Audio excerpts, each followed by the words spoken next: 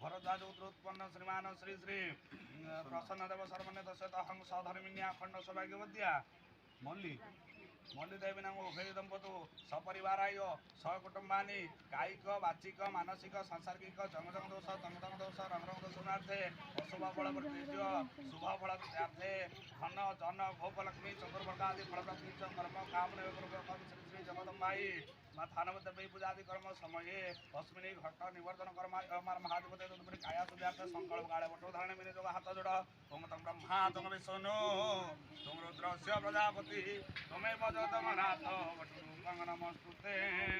संकल्प कर दियो। ओम विविधार्थ सिद्धार्थे बुद्धिदे जो स्वरारंभि सर्वविघ्न विनाशाय गणाधिपते नमः विघ्नमस्तु गंगेश जमुनेश्चैव गोदावरी सरस्वती नर्मदा सिन्धु कावेरी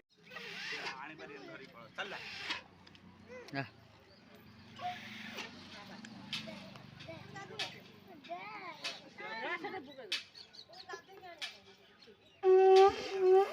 एमती नहीं यार सुनो पानी छींचे देखे गे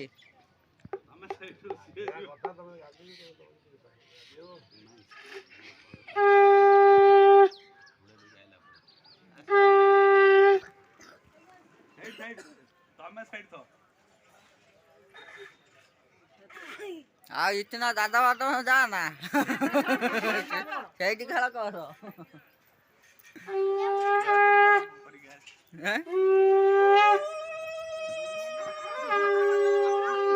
बूढ़ी बुनी हाँ बूढ़ी